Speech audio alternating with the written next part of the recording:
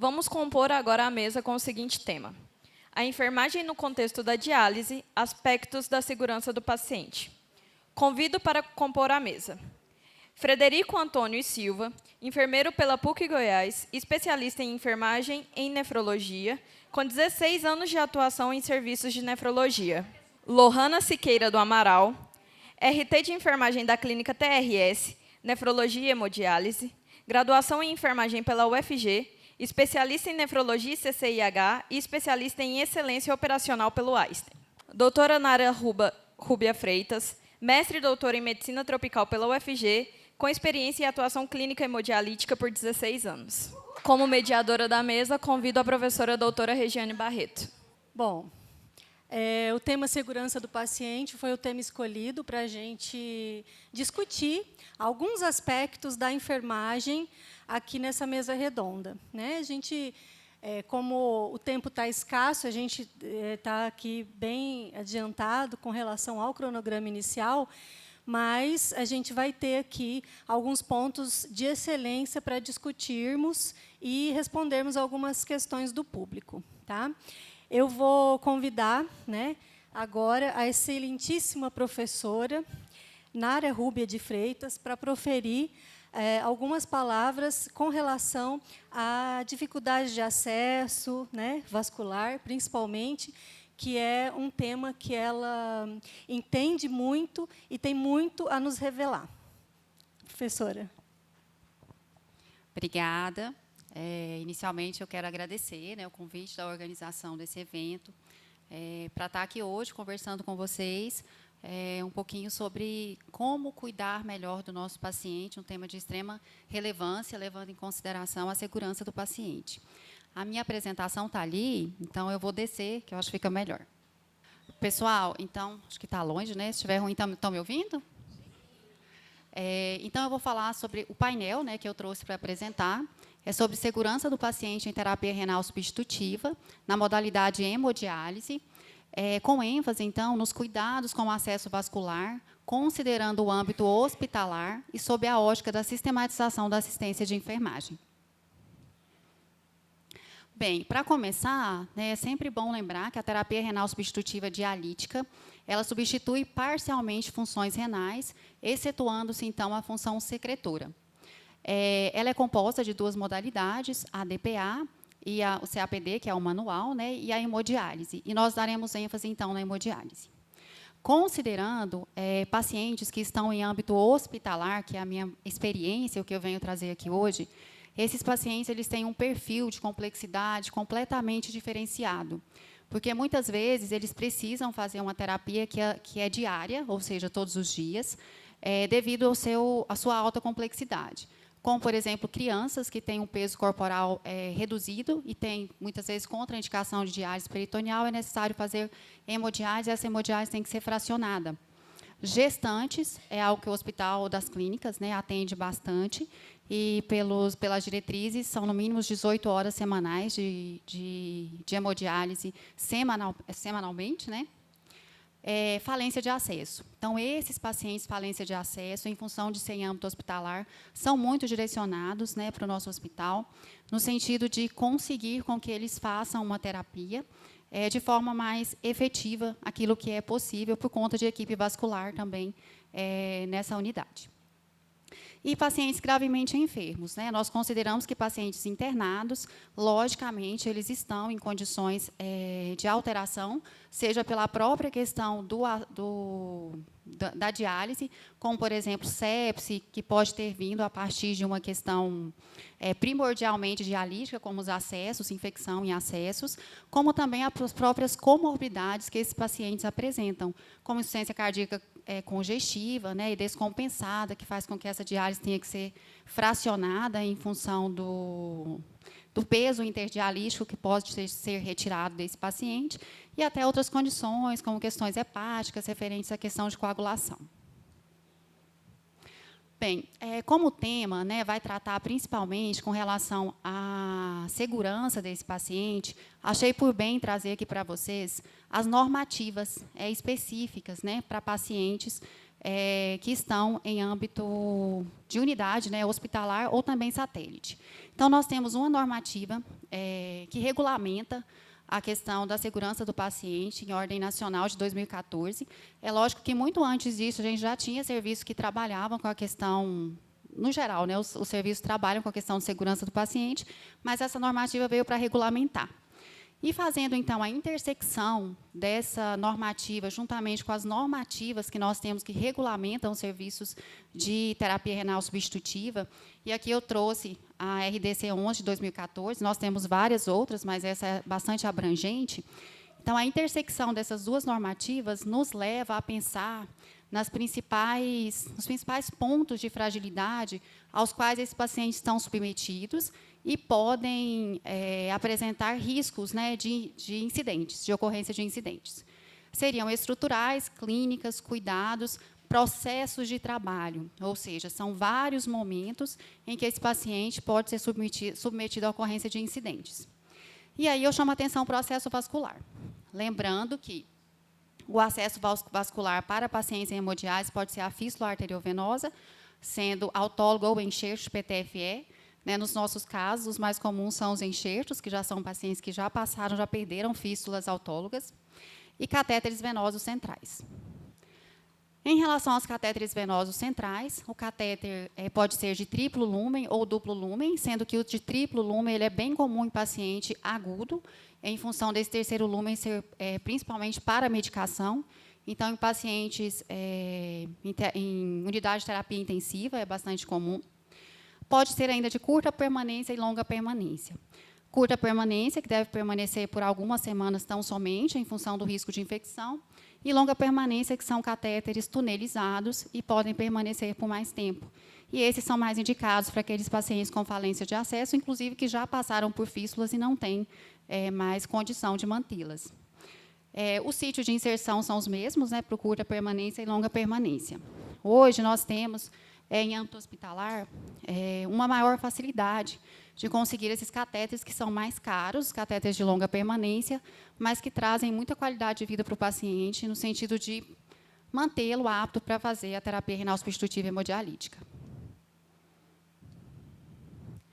Bem, aqui só uma figurinha para lembrar que, assim como o catéter de curta permanência tem na sua porção distal, pode ser de duplo ou triplo lumen, o catéter de longa permanência, na sua porção proximal, também tem perfis diferentes, podendo ser bifurcado, trazendo maior facilidade para conseguir um fluxo sanguíneo adequado e um melhor KTV. Bem, isso aqui é só para mostrar, gente, que a gente tem atualmente um plano integrado pelo Ministério da Saúde, a Anvisa, que é um projeto piloto, e ele quer mostrar, né, a segurança do paciente especificamente em terapia renal substitutiva entre 2021 e 2026. Hoje, nós temos o teste piloto, que foi em 2022, foi aplicado em algumas unidades. E, dentre esse teste piloto, aqui, quais são os pilares, né, que são elencados, ou seja, os indicadores? Temos 17 indicadores, e, dentre eles, temos o protocolo, a implantação de protocolo de prevenção de eventos adversos relacionados ao acesso vascular em hemodiálise, trazendo, então, destacando a importância do acesso para a qualidade de vida e de tratamento desse paciente. Bem, com relação às complicações dos acessos, e aí eu falo principalmente do catéter, né, do catéter venoso central, nós temos complicações que podem ser imediatas e tardias. As imediatas estão mais relacionadas à questão de implantação desse catéter, que vão desde hematomas até questões mais complexas, como, por exemplo, pneumotórax, desenvolvimento de citemias, e até o próprio insucesso da implantação desse catéter. As tardias estão mais relacionadas à questão multiprofissional, envolvendo muito o condicionamento ou cuidado com esse catéter, envolvendo muito a enfermagem. E aí nós temos complicações que podem ser mecânicas, como a inadequação de presilhas, dobraduras, e aí nós falamos também da qualidade desses insumos. Nós temos relacionados à infecção, que está muito relacionado destacamos assim, o cuidado que o profissional enfermeiro tem que ter para a realização desses curativos em técnica adequada e periodicidade adequada, com os insumos também adequados, né? E seguindo as normas da Anvisa para cuidados e curativos com acesso venoso central. E a avaliação de sinais logísticos locais, mostrando talvez uma infecção local, mas também a verificação junto a toda a equipe, inclusive a equipe médica, né, com relação a assinar as manifestações clínicas e laboratoriais que pode levar à infecção de corrente sanguínea central. E, assim, o último, mas talvez o mais importante, né, que eu gostaria de falar, a questão do fluxo de sangue inadequado, que é uma questão muito comum nos pacientes que são falência de acesso. E aí nós temos esse fluxo de sangue inadequado, pode ser por obstrução do catéter venoso central, por coágulos ou por trombos. Esses trombos também podem se fazer presentes nas câmaras cardíacas, e isso é bastante grave, né, tem que retirar o catéter com urgência e tratar. E também pode ser a própria estenose do vaso, né, nós não temos um calibre adequado desse vaso para acoplar aquele catéter e ter uma diálise eficiente. Bem, com relação ao Programa Nacional de Segurança do Paciente, aquele que eu disse de 2014, nós temos que ele traz 4 eixos fundamentais para tentar diminuir esses incidentes e esses eventos adversos. E aí, dentre esses eixos, nós temos desde avaliação, incremento, né, dessas avaliações na pesquisa, com a forma da pesquisa no estrito sensu, também no lato sensu. Nós temos a educação permanente e também na própria graduação. Nós temos o envolvimento do cidadão, ou seja, do próprio paciente, na sua condição de diminuir o risco de incidentes e eventos adversos. E, principalmente, gostaria de destacar aqui o estímulo a uma prática assistencial segura. E aí, essa prática assistencial segura avalia, né, a elaboração e implementação de protocolos, de planos de segurança locais, né, em relação aos cuidados com o paciente, todos os estabelecimentos de saúde. E aí não estou dizendo especificamente de clínicas de hemodiálise, mas engloba clínicas, satélites e também âmbito hospitalar. A criação de núcleos de segurança, né, que foi regulamentada em 2014 e é fundamental a existência, bem como a implementação efetiva dos sistemas de notificação dos agravos, sejam os incidentes ou eventos adversos. Lembrando que esse sistema de notificação, ele pode ser uma notificação tanto dos processos de trabalho quanto dos produtos, e deve ser obrigatória para os profissionais de saúde e núcleos de segurança do paciente, e é voluntária, né, para cidadãos comuns, inclusive para os próprios pacientes, acompanhantes, com relação a essas situações que podem acontecer. É notificado pelo Sistema Nacional da Vigilância Sanitária, o Notivisa. Bem, para tentar diminuir, então, esse risco, né, de eventos adversos, ou mesmo incidentes, especificamente em relação à enfermagem, nós temos que a utilização do sistema de assistência de enfermagem, a sistematização da assistência de enfermagem é fundamental. E aí ela é composta de alguns pilares. E aí eu trouxe 2 importantes aqui, que são os protocolos operacionais padrão e os diagnósticos de enfermagem baseado na NANDA, na nomenclatura NANDA de 2021 e 2023. Então, dentre os protocolos, né, de âmbito hospitalar, eu gostaria de destacar 4 que nós temos aqui, extremamente importantes, que são referentes aos cuidados com catéter de hemodiálise, ou seja, isso abrange desde a implantação, com a elaboração de checklists que são aplicados para diminuir o risco de infecção na passagem do catéter, bem como também diminuir a chance de punção incorreta ou que traga maiores consequências. Também os cuidados de curativo com catéter, que eu já disse anteriormente, e os cuidados de conexão e desconexão às linhas de hemodiálise, que são de extrema importância, bem como a retirada do catéter em momentos que isso é indicado. Ainda temos um protocolo referente aos cuidados com fístula arteriovenosa, que segue os mesmos passos do que eu disse anteriormente, exceto na confecção, que é feita em centro cirúrgico. E temos 2 protocolos mais específicos para pacientes que têm risco de sangramento, e isso é muito comum nos pacientes de âmbito hospitalar, seja pelas próprias questões inerentes, né, hepáticas, por exemplo, ou pela própria situação que leva o paciente, que talvez vai ser submetido a outros procedimentos cirúrgicos e não pode usar heparina em determinados momentos. E aí nós temos esse protocolo de prevenção de coagulação do sistema durante o procedimento de hemodiálise, que normalmente é utilizado a heparina, porém, algumas vezes o paciente não pode, em função da sua contraindicação, e pode ser feita impregnação do sistema com heparina. E também a própria selagem, né, do lúmen do catéter, que nós temos outras opções hoje já implementadas e também já cientificamente demonstradas, como, por exemplo, o bicarbonato de sódio, na quantidade adequada, o volume específico. Bem, em relação aos POPs, né, nós temos vários outros, mas esse eu achei por bem trazer, que está relacionado à questão vascular, e os diagnósticos de enfermagem.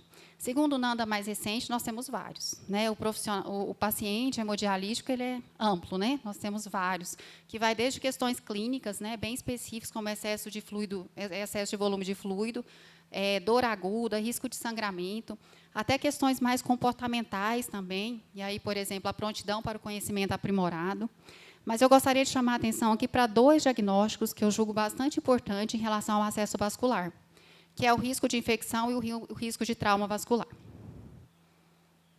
Bem, esse aqui é o risco de infecção relacionado à presença de dispositivos invasivos, no caso, coloquei um catéter de duplo lúmen em veia femoral direita, e dificuldades de manejo. É lógico que eu não tenho a intenção de explicar o que é cada uma dessas questões de meta-objetivos, né? Mas só para demonstrar para vocês que as prescrições de enfermagem elas são fundamentais para que o nosso trabalho seja reconhecido e seja feito eficazmente. E aí, as prescrições, elas envolvem a realização de curativos em técnicas assépticas, de forma adequada, com insumos adequados, e a periodicidade também adequada, bem como a orientação do paciente para manter essa cobertura de curativo limpa e seca.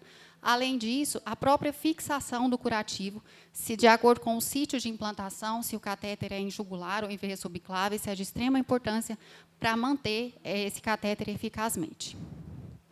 E o outro diagnóstico que eu trouxe, não dá para trazer todos, né, é com relação ao risco de trauma vascular. E aí coloquei principalmente relacionado ao tempo prolongado de permanência da inserção de agulha de FAV. Também o catéter tem esse risco, mas a fístula tem muito mais, né, porque a agulha é cortante. E aí, mesmo a romba, ela tem maior risco do que um catéter. E aí, coloquei aqui algumas prescrições, como, por exemplo, a seleção de locais de punção, respeitando calibre, pertuito e o exame físico, né, para ver onde é a posição correta dessas punções, se elas são aterólogas ou retrógradas, e até a utilização para equipes treinadas de aparelho de ultrassom para facilitar essa canulação de forma adequada. Ainda, a questão de fixação de agulhas, que parece algo talvez sem tanta importância, mas que é de extrema importância, que é um dos principais eventos adversos, a exteriorização de agulha durante as sessões de hemodiálise. E a avaliação, né, o monitoramento dessas agulhas fixadas.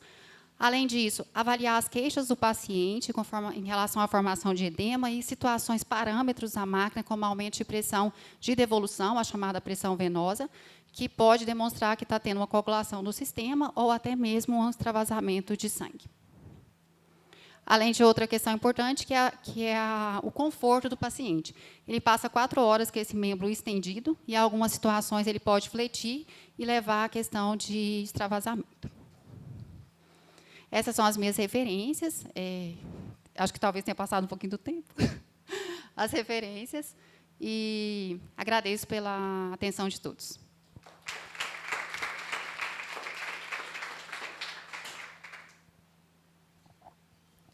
Obrigada, professora Nara. Eu acho assim que foi muito importante a Nara trazer a questão da sistematização da ciência de enfermagem. Quem aqui é enfermeiro? Temos muitos enfermeiros, né? Quem aqui trabalha com sistematização e faz prescrições no seu dia a dia, prescrições de enfermagem no seu dia a dia? 2 levantaram a mão. Então, assim, eu acho fundamental nós, né, enfermeiros, exercermos essa atribuição. Essa função é nossa, né? Então, vamos pensar direitinho nesse aspecto, levantar diagnósticos de enfermagem mesmo, prioritários. Igual a Nara fez aqui nessa apresentação dela, ela trouxe 2 prioritários. Então, se a gente fizer prioritários no nosso dia a dia, a gente vai conseguir prescrever prioritariamente também e exercer a nossa função dentro da sistematização. Achei isso fundamental se trazer, Nara, para a gente refletir junto, né? Agora eu quero convidar a enfermeira Lohana, que vai falar sobre aspectos de tecnologias e inovação dentro da área de hemodiálise. Boa tarde a todos. Eu trouxe algumas, claro, inovações, algumas não tão recentes, mas eu acho que são fundamentais para serem pontuadas e trazem segurança no tratamento do paciente. Algumas de extrema importância da atuação do enfermeiro, da avaliação do enfermeiro durante esse processo. Então, o objetivo não é conceituar. Se alguém tiver dúvida de algum tipo de terapia, depois eu trago um conceito. Mas, para ficar dentro do foco da palestra, eu vou trazer a terapia ou a tecnologia envolvida e trazer a importância disso para a segurança do paciente e o papel do enfermeiro nisso, tá? Como eu vou falar de algumas tecnologias, eu acho que é importante eu falar que eu não tenho conflito de interesse nenhum com nenhuma empresa que envolve tecnologias, tá? Então, vou até apresentar foto de algumas máquinas, mas só para reforçar, eu vou iniciar pelo tratamento de água, que a gente sabe que o tratamento ideal para a hemodiálise é o tratamento de osmose reversa. E trazendo para a realidade da TRS, na TRS, desde 2017, o tratamento de água é a osmose reversa de duplo passo. Infelizmente, não é a realidade de muitas clínicas de Goiás, mas eu acho que de 2017 para cá a gente tem evoluído para esse processo de troca dos tratamentos de água. Então, qual que é a diferença aí do tratamento em duplo passo? A água ela passa pelo sistema de osmose reversa aí uma vez. Na hora que ela está formando ali, nessa região aqui, ela passa. Antes dela passar para o segundo permeado, ela aproveita a água que seria desprezada, voltando para o início do tratamento, passando por um novo processo. Então, resumindo, seria isso. Quais são as vantagens de utilizar esse tipo de sistema? É uma água extremamente pura, é a água indicada para tratamentos de HDF. Então, para clínicas que têm a hemodiafiltração para pacientes crônicos, a indicação de tratamento de água seria a osmose de duplo passo, tá? Ela traz uma maior segurança para o nosso paciente, a gente consegue ter um controle microbiológico muito melhor. E qual que é a função do enfermeiro nesse processo? Como traz a RDC, o enfermeiro tem que ter uma avaliação diária de um técnico especialista em osmose, mas o enfermeiro ele tem que ter conhecimento, principalmente, de quais são os critérios, de quais são os parâmetros da qualidade dessa água e fazer essa avaliação. Trazendo para a nossa experiência, essa água ela é avaliada 3 vezes por dia, ou seja, ela é avaliada todas as vezes antes de iniciar o turno das sessões de hemodiálise. Então, os pacientes estão assegurados de alguma forma com essa avaliação do enfermeiro, tá? Qualquer alteração relacionada à qualidade de água, a gente comunica o profissional responsável dentro da clínica pela manutenção do sistema. Se for necessário, o turno não será ligado. Mas, graças a Deus, nunca aconteceu. Eu vou falar um pouco da HDF. A HDF, como foi falada na primeira mesa redonda, ela é um tratamento que ela envolve 2 processos, que é a difusão e a convecção. Ela é indicada para alguns pacientes em específico, e aí ela acaba por se tratar de uma terapia que exige um equipamento que não é o equipamento de hemodiálise convencional. Uma das desvantagens é que ela exige um investimento da clínica ou do hospital. Então, ela acaba tendo esse lado negativo financeiramente falando, de alto investimento inicial, porém, ela traz benefícios que a gente tem observado diretamente na nossa prática clínica com os pacientes que estão nesse tipo de tratamento. Então, ele traz melhora de qualidade de vida. Esse paciente ele continua dialisando 3 vezes por semana, na mesma frequência, porém, ela traz uma melhor qualidade de vida, melhor controle de pressão arterial, melhor redução redução do risco de doença óssea, controle da parte nutricional. Então, ela traz benefícios muito, muito importantes para o paciente. E aí eu trouxe sobre a HDX. A HDX ela ainda é pouco falada. Tem alguns estudos sobre a hemodiálise expandida. E qual que é a diferença dela para a HDF? Elas têm em comum que elas usam um processo de difusão e convecção para a filtragem do sangue do paciente. Porém, ao contrário da HDF, ela usa uma máquina de hemodiálise convencional. A diferença está no filtro utilizado. O filtro utilizado ele tem poros com variações de tamanho que permitem que o sangue seja filtrado e algumas toxinas de médio e grande, as moléculas médias e grandes sejam retiradas durante esse processo. Tá? Então, é um dialisador específico, é um dialisador de uso único, então ele traz benefícios para o paciente nesse sentido de a gente não ter o risco do reuso, né? A gente diminui esse risco para o paciente. Tem a mesma eficiência que a HDF e ainda tem o benefício de não ter que trocar o equipamento. Porém, tanto o HDF quanto o HDX, a gente ainda tem sempre a barreira ali da operadora de saúde, que nem todas ainda o cobre, o SUS, acho que ainda tem que percorrer muito ainda para a gente conseguir evoluir para isso.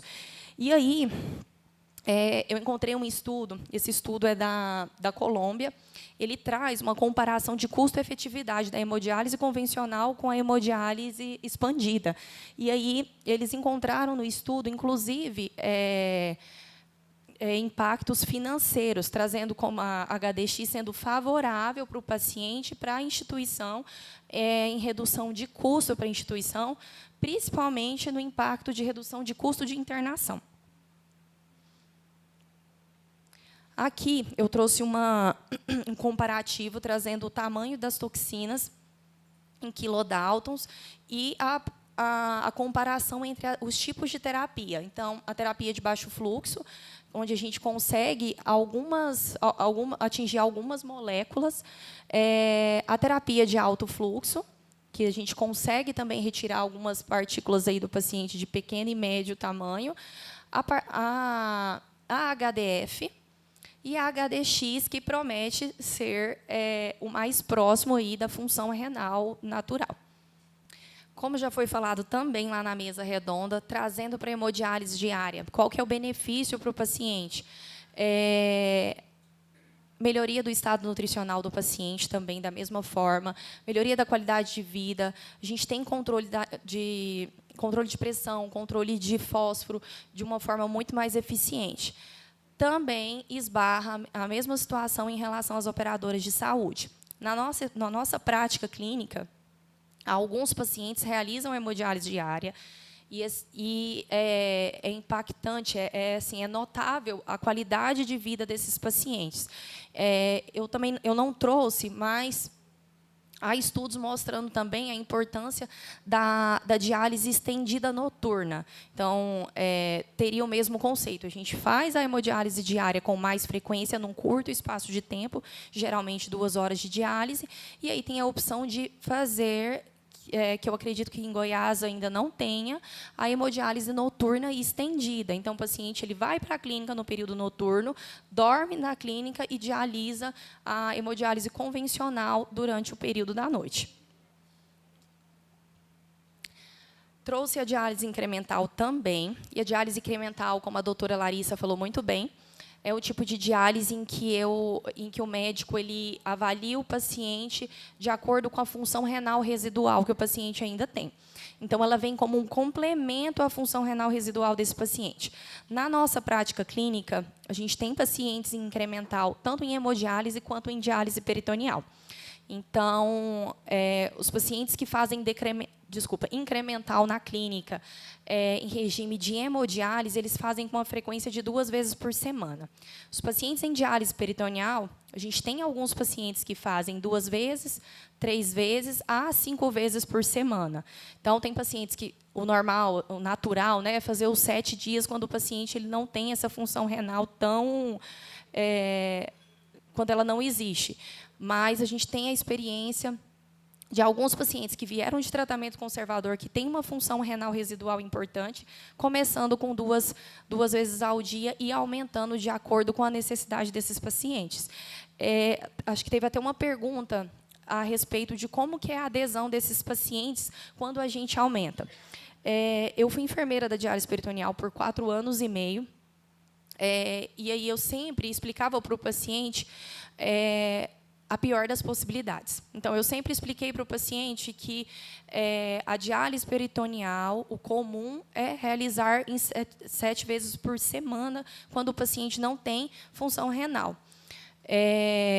E aí, de acordo com o que o médico havia me passado, esse paciente tinha indicação de iniciar com 2 vezes por semana, mas isso seria uma avaliação aí durante uma semana, um mês, uma avaliação constante.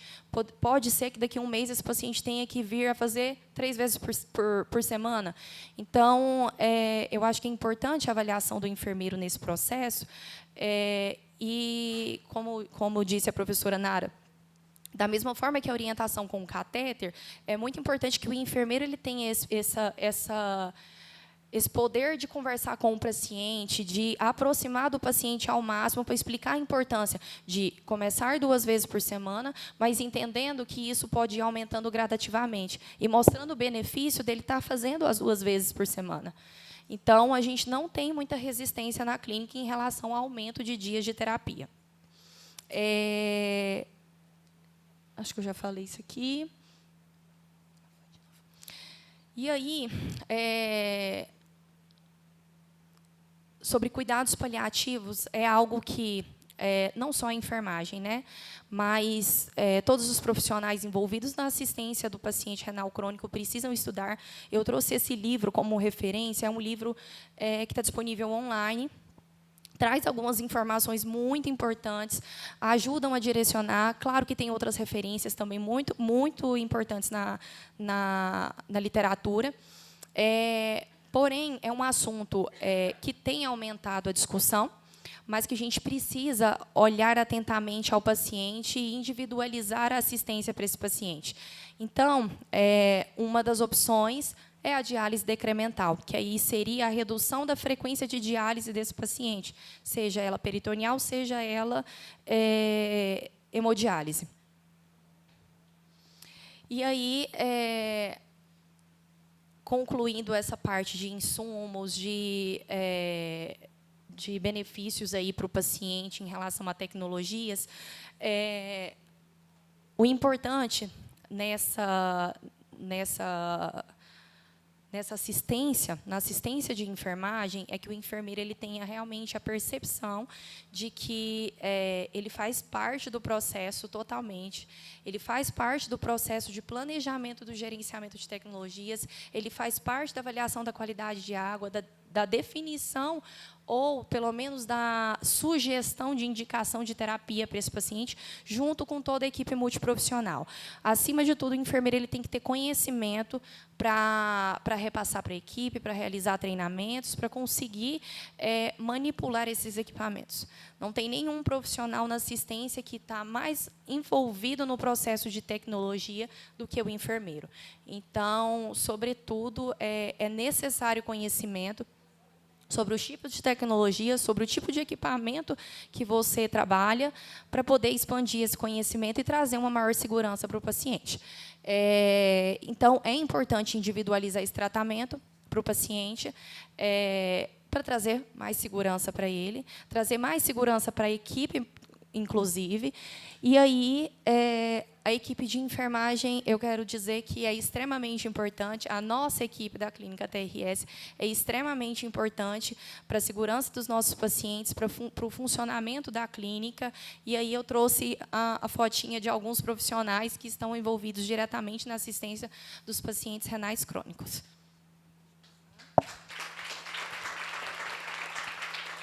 Aqui, volta só um pouquinho. Aqui estão as referências, então, se alguém quiser alguma referência, pode me solicitar por e-mail, que eu envio todas para vocês, envio a aula se for preciso, tá? Obrigada. Bom, eu acho que isso que a enfermeira Lohana falou é muito importante, é a questão do enfermeiro ele ter conhecimento e participar na escolha, né, na seleção, na melhor escolha do tratamento que esse paciente vai ter.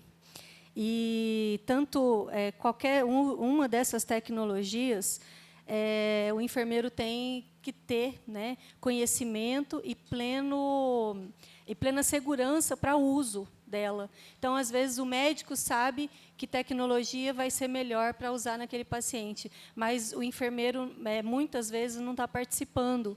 E é isso que a gente quer com essa mesa. Assim, frisar, né, deixar bem claro que o enfermeiro deve e tem como participar dessas escolhas dessas tecnologias. Agora, por último, o enfermeiro Frederico ele vai falar um pouco para a gente de gestão, né? Porque o enfermeiro ele usa o acesso, ele usa as tecnologias, ele faz parte do tratamento junto à equipe multiprofissional, mas ele faz uma coisa que é fundamental nas clínicas, que é a gestão. E está aqui o Frederico para nos falar sobre esse assunto. Com 16 anos de experiência em gestão. Eu fiquei pensando ali, eu vou ter que levantar, todo mundo levantou. Fiquei me sentindo culpado, eu não ia levantar. Mas boa tarde. Vou falar um pouquinho com vocês a respeito de gestão de enfermagem. Vou usar bastante do que a professora Nara falou, do que a Lohana falou, porque o profissional, né, o gestor de enfermagem, ele é essa pessoa que tem o domínio, ele sabe tudo, ele conhece tudo, né? Ou ao menos tem ideia de tudo que acontece no serviço. A gente vivencia em serviços privados muito o enfermeiro fazendo toda essa parte, né, que a Lohana colocou, de gestão de tecnologia, o enfermeiro à frente do núcleo de segurança do paciente, o enfermeiro à frente da comissão de controle de infecção, né, na prevenção das IRAs, né, das infecções relacionadas à assistência, e da forma como a professora Nara colocou, a importância de conhecer todas as normativas relacionadas às exigências para se ter um serviço de diálise funcionando de forma adequada, que é o que vai fazer com que a gente garanta a qualidade e a segurança desses pacientes.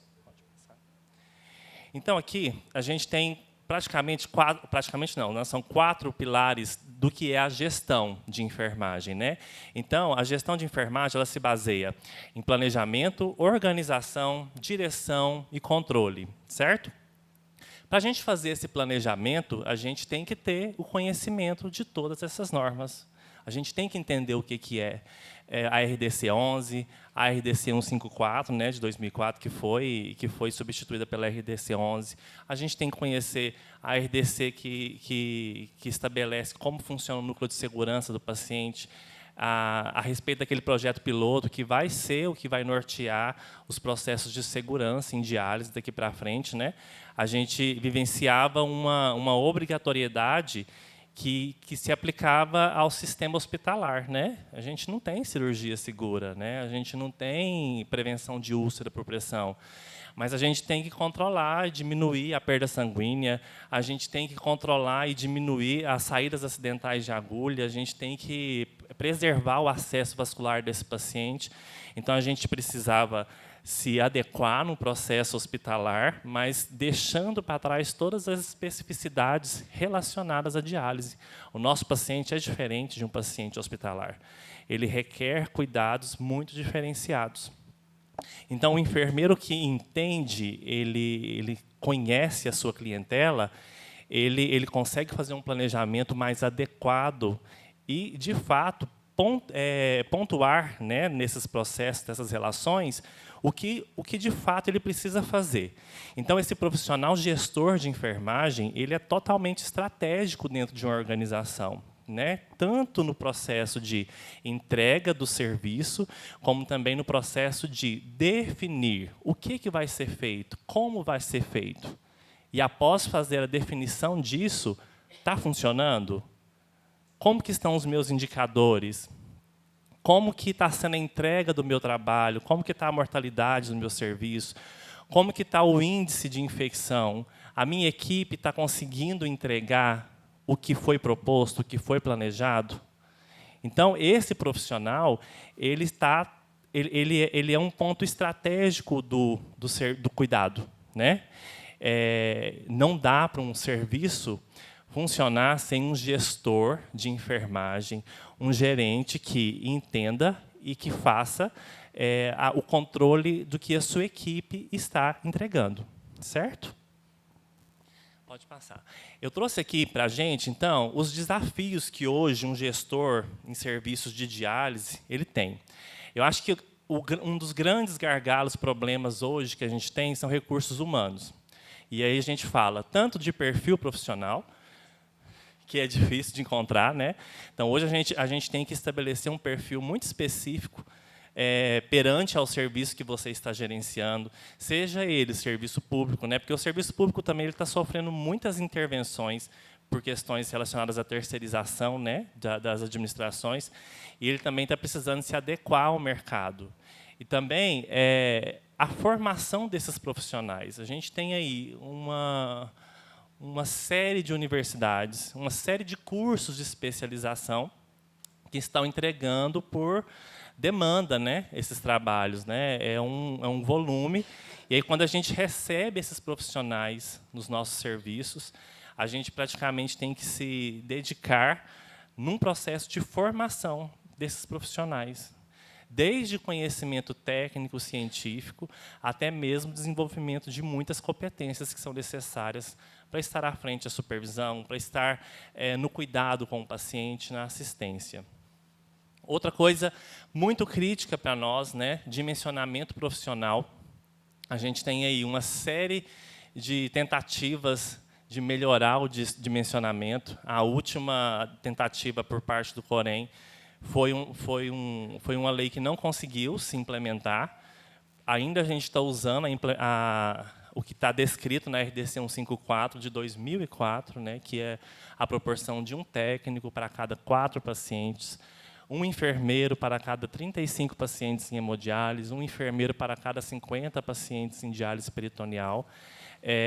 A gente hoje está lidando com a história do piso, né, salarial, que trouxe uma nova realidade, até mesmo porque as organizações também precisam se preparar para conseguir ser sustentável nesse processo, né? Não só as particulares, mas as públicas, porque a gente está vivenciando uma crise financeira, isso é real. Só que, em contrapartida, a gente também não pode deixar e perder esse mínimo que está sendo implantado, né? A gente lida com um paciente que é altamente crítico, né? O paciente crônico, quando ele já está estabilizado, é ótimo, é uma hemodiálise tranquila, mas o paciente que está em admissão, um paciente que está em falência de acesso vascular, não é um paciente tão estável, né? É um paciente que exige muita assistência, exige tempo de assistência. O enfermeiro também tem que lidar, nesse gestor, com motivação de equipe, engajamento. Uma coisa muito importante, que é a saúde mental. A nossa categoria, não só a nossa categoria, mas principalmente nós, estamos lidando com esse adoecimento mental, né? Cada vez mais a gente tem tido profissionais afastados por burnout, né? Que agora, de fato, entrou como doença relacionada ao trabalho, né? Desde o início do ano passado. Depressão, né? Então, assim, a gente está vivenciando essa situação que interfere diretamente na entrega do cuidado, na entrega da assistência desse paciente, né? E outra coisa importante é o alinhamento com as expectativas do mercado, das organizações e dos clientes. A gente estava conversando antes de iniciar como que mudou hoje essa perspectiva da experiência do paciente relacionado ao tratamento. E é uma coisa que a gente precisa se adequar, né? Não só fazer, né, o que se espera, mas fazer o que o paciente espera, mas levando junto a questão da qualidade e a questão da entrega de um serviço, né, de uma diálise bem feita. Uma das coisas que eu queria trazer para vocês hoje, que esse profissional, gestor de enfermagem, ele não pode ser apenas aquele enfermeiro que tem o conhecimento técnico, científico, que sabe de tudo. Sabe, inclusive, montar um tratamento de água. Estou brincando, nem tanto.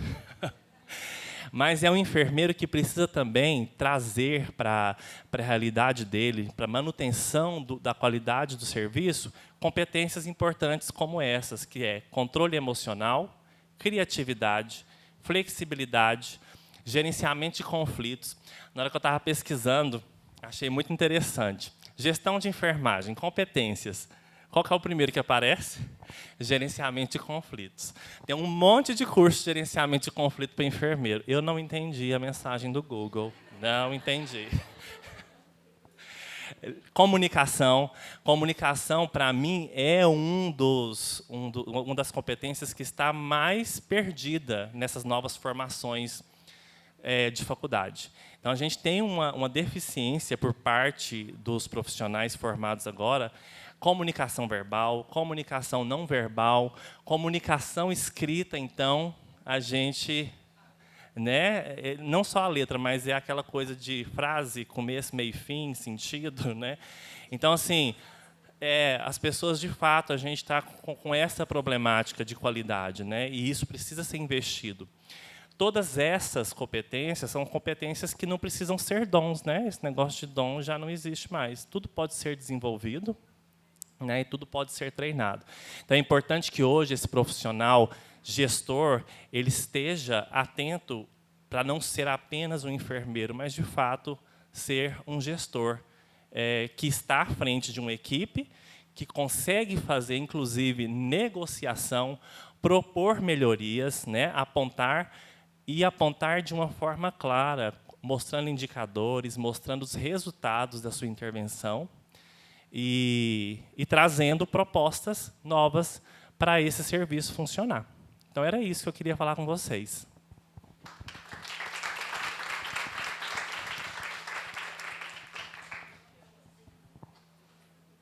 Trouxe, né, o seu recado muito bem. Eu até anotei aqui, planejar, controlar, direcionar e organizar.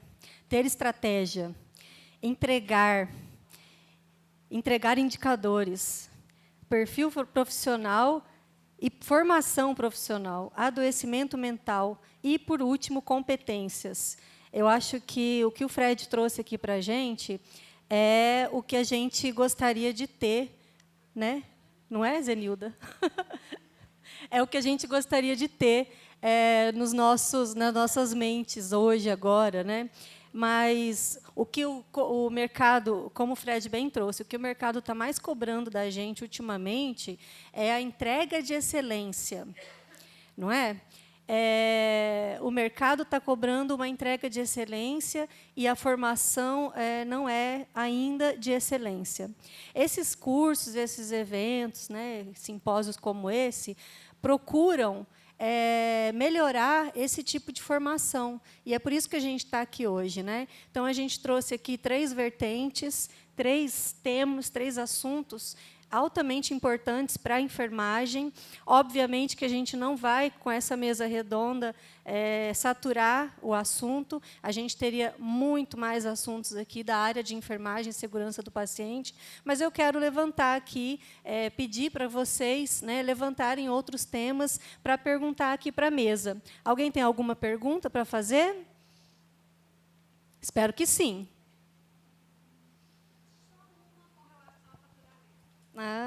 Faturamento. Pega o microfone, que está gravando. Pergunta fácil, né, Zenilda? É só com relação à diálise peritoneal incremental, como é que vocês faturam 2 vezes por semana? Assim, como é que vocês requisitam o Baxter? Como é que fica a empresa?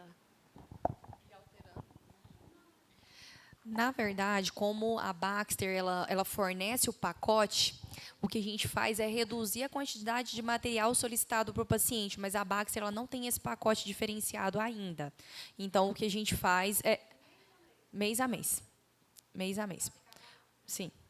Porque, senão, a Baxter pede, inclusive, a máquina de volta. Então, assim, a gente tem que pedir a quantidade mínima ali aceitável para o paciente para para a realidade dele ali, porque senão a Baxter ela não flexibiliza ainda.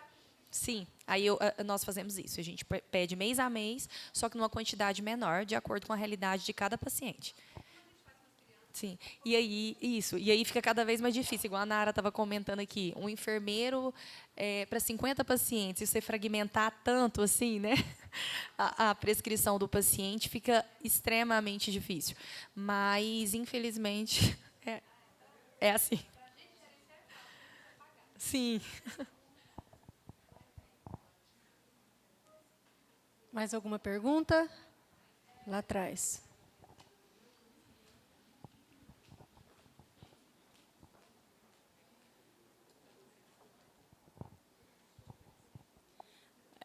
Antes da pergunta, eu quero só colocar que dentro do serviço do serviço de hemodiálise, a gente tem o enfermeiro nefrologista, né? A gente tem muita facilidade no debate com o médico. O médico nefrologista ele oferece muito essa possibilidade, que às vezes a gente não vê em outras áreas. Então, a gente poder ter essa comunicação e poder debater com o médico sobre o tratamento do paciente, sobre a terapia dele ali naquele momento, isso é muito importante para a gente.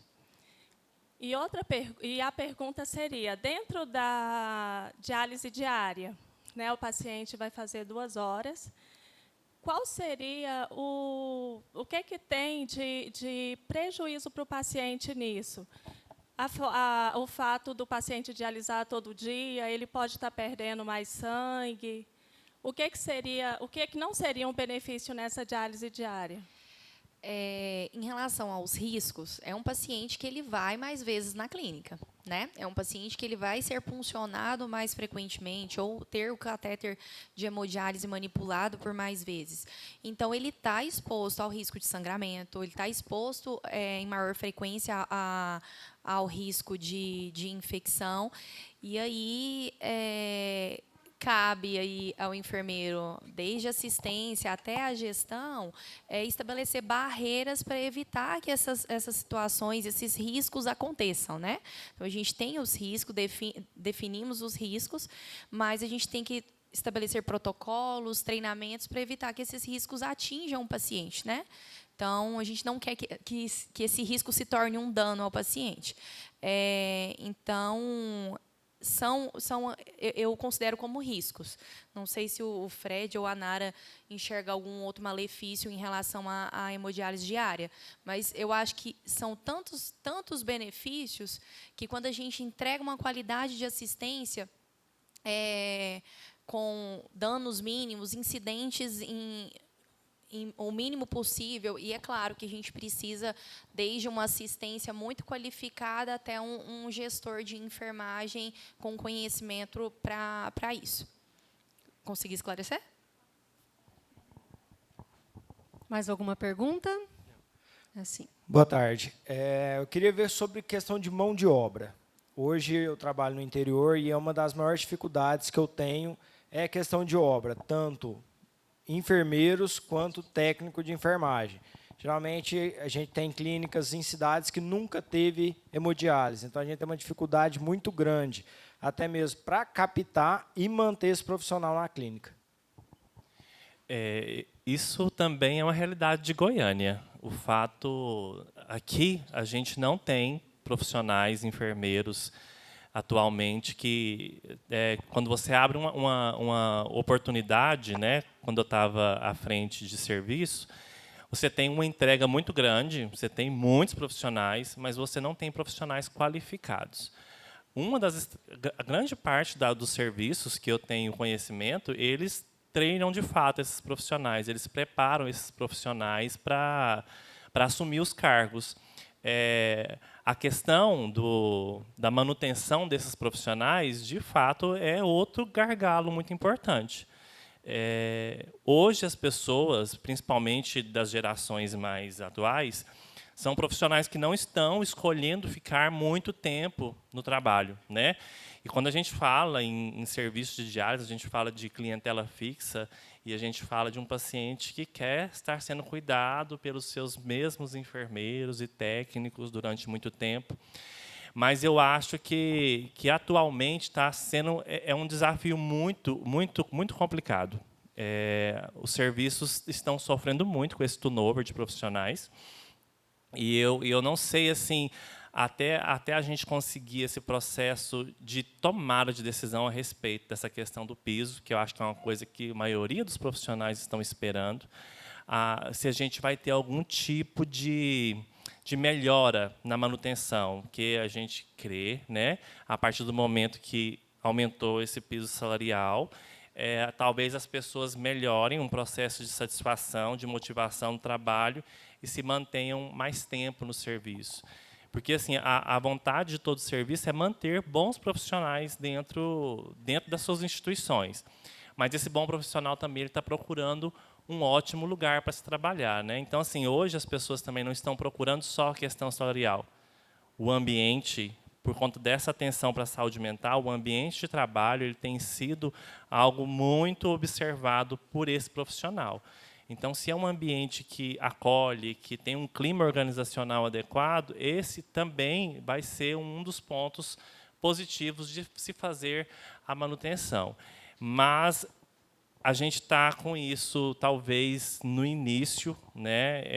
A gente vivencia isso há muitos anos, essa dificuldade, por conta, a nossa rotina de trabalho no serviço privado ela é muito diferente, né, do que seria comercial. Então, a gente só tem pontos de dificuldade para tratar. E aí você tem que buscar um perfil profissional muito certeiro. E aí você levanta idade, você levanta sexo, você levanta, né, estado civil, questões econômicas, moradia, que aqui em Goiânia a gente sofre muito com o processo do transporte público. Tem serviços que iniciam 5 horas da manhã o trabalho. Não existe ônibus 5 horas da manhã, serviços que terminam 10 horas da noite, então até que consegue. Então, tudo isso tem que ser pensado na hora de você abrir uma seleção e na hora de você contratar esse profissional, para que você tenha aquele desejo que ele fique pelo menos 3 a 5 anos, e já é um tempo muito bom de trabalho, né, de manter uma equipe.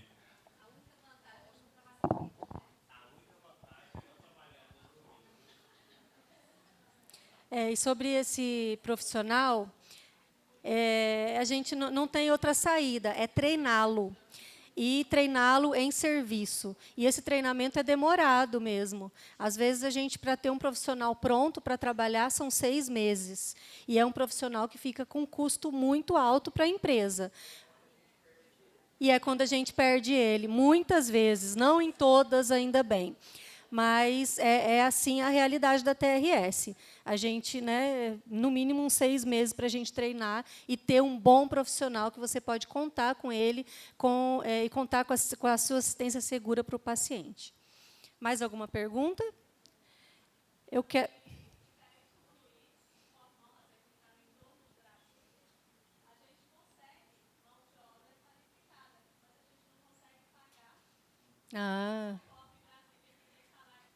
Vocês estão próximo a Brasília, mas não tem o custo.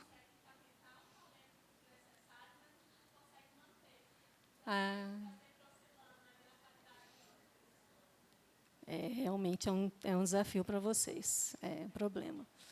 Bom, eu vou encerrar essa mesa, né, em função até do horário, agradecendo os nossos 3 participantes aqui, nossos 3 palestrantes, e já avisar que a gente tem um estudo de caso multiprofissional agora que vocês não podem perder. Obrigada, gente.